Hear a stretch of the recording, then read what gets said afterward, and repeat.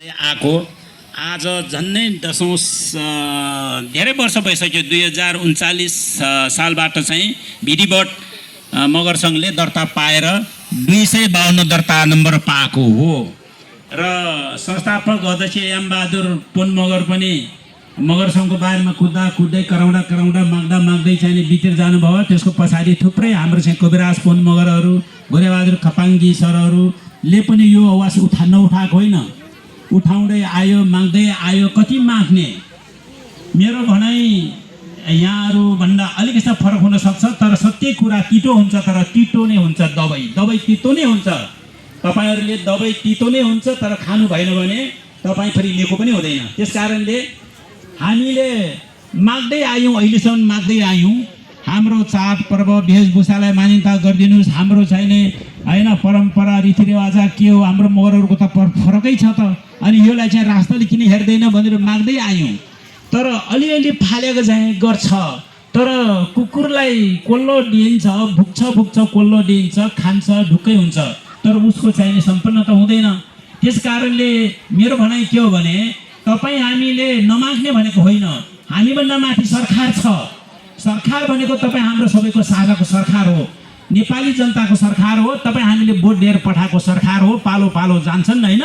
तर उनीहरूले हामीलाई साँच्चै भन्दा एउटा नागरिक हो भने, सम्पूर्ण चाहिँ नागरिक बराबर स्वरूप हो भने हाम्रो सबै कुराहरू चाहिँ संरक्षण गरिदिनु पर्छ, अधिकार दिनु पर्थ्यो। तर दिँदैन। किन दिँदैन? मुगले त दिन्छ, मुगले जति पनि दिन्छ ठिक छ भन्छ, तपाईँ हामीलाई नचाउँछ, हिनाल्छ, लडाउँछ र उनीहरूले चाहिँ माथि अधिकार प्राप्त गर्छ। तर हामीलाई त्यो दिएर मात्रै, सानो किन दिएर मात्रै एक दुईजना हाम्रो छैन साथीहरू मन्त्री भएर गएका छन् होइन, ठुल्ठुलो मन्त्री पनि खाए होइन, तपाईँको गृहमन्त्रीसम्म भए। तर हाम्रो अधिकार खै त भएको, खै त पाएको? किनभने हामी त नोकर खान गएको रहेछ नि त, नोकरी खान गएको रहेछ नि त। म पनि एउटा ब्रिटिस आर्मीको लाउरे हो, म त्यहाँ गएर नोकरी खाएँ, मेरो चाहिने पैसा मलाई खान लाउनु त पुग्यो नै त। तर पनि मेरो मगरको अधिकार त पाइनँ मैले। किनभने मभन्दा माथिको सरकारले अथवा त्यो मालिकले जे भन्छ मैले त्यो मान्नै पर्छ, नमाने त मलाई नोकरीबाट चाहिने फ्याट्टै फालिहाल्छ। हो, त्यसरी नै हुँदैछ यहाँ। त्यस कारणले मेरो भनाइ के हो भने हामीले माग्दै पनि गर्ने हो, तर हामी जुत्दै पनि गर्ने हो। र हाम्रो त्यो हक र अधिकार अस्तित्व भनेको हामीले मागेर पाइँदैन हजुर, त्यो खोसेर ल्याउनु पर्छ। हामी आफै त्यहाँ पुग्नै पर्छ, हामी आफैले नेतृत्व गर्नै पर्छ। किनभने संसारमा इतिहास छ, हामीले हेऱ्यौँ पढ्यौँ, तपाईँको कहीँ पनि मागेर चाहिँ त्यो सम्पन्न भएको इतिहास छैन। त्यो माग्नु भन्दा पनि खोज्नै पर्छ, जुट्नै पर्छ, अगाडि लम्किनै पर्छ भन्न चाहन्छु।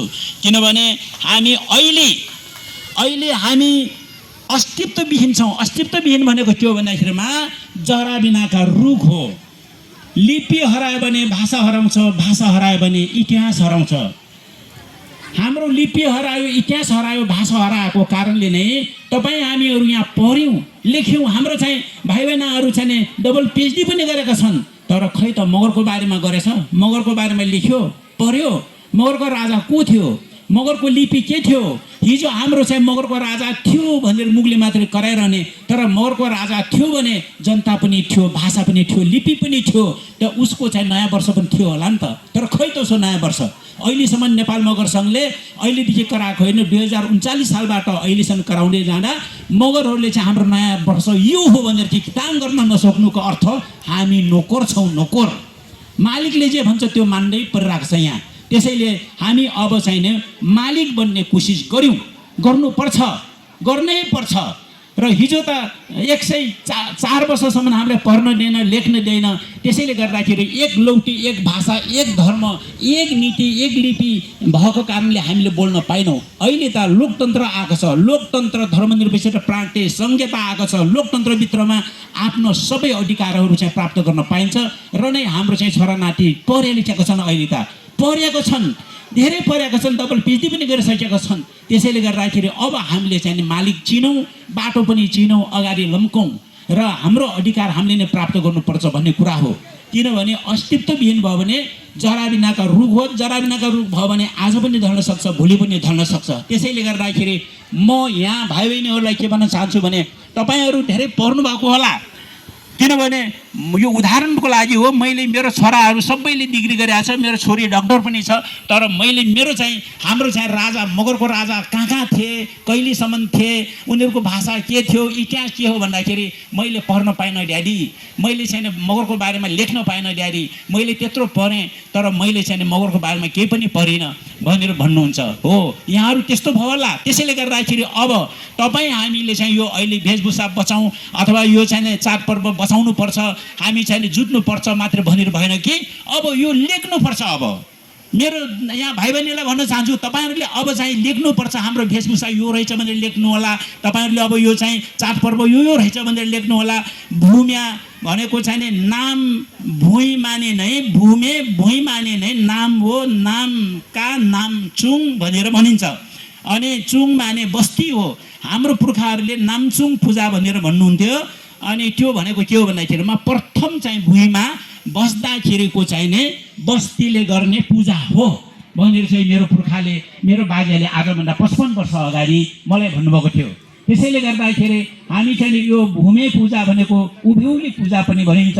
अनि यसलाई चाहिँ तपाईँको प्रथम चाहिँ भुइँमा बस्दाखेरि चाहिँ नि त्यहाँको चाहिँ नि हावा पानी खोला नाला त्यहाँको जमिनलाई पूजा गरेर मात्रै बस्ने हाम्रो पुर्खाहरूको प्रथा थियो र त्यसैलाई नै गर्दै आएको हो लगातार। त्यसैले गर्दाखेरि यसको नाम नेपालीबाट चाहिँ भूमे भूम्या भुएर जुनै चुसले पुकारेर पनि नाम एउटै हो, सबैले मान्छन्। यहाँका थारू र कुमारले पनि मान्छन्, भुयार भनेर मान्छन्, तर कुनैले नाचिर पनि मान्छ भने कुनैले ननाचिर पनि मानिन्छ, तर सारको तार एउटै नै हो। हाम्रो तपाईँको चाहिँ अघि नै अलिकति कुरा पनि आयो, संयुक्त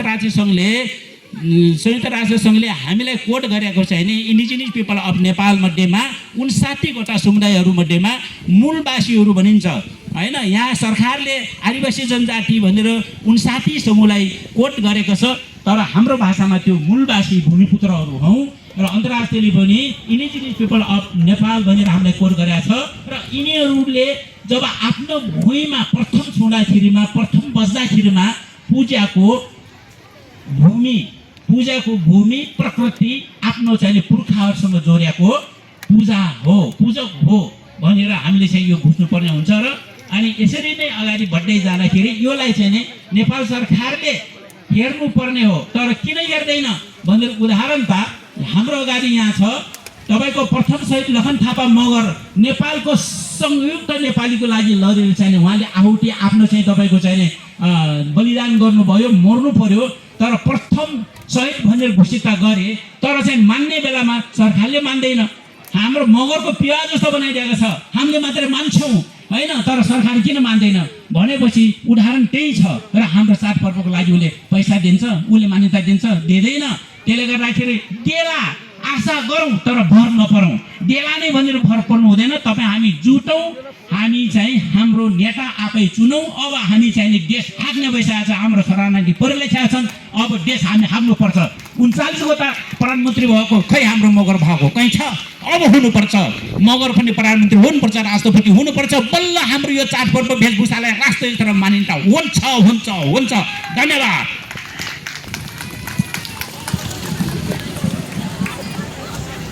धन्यवाद।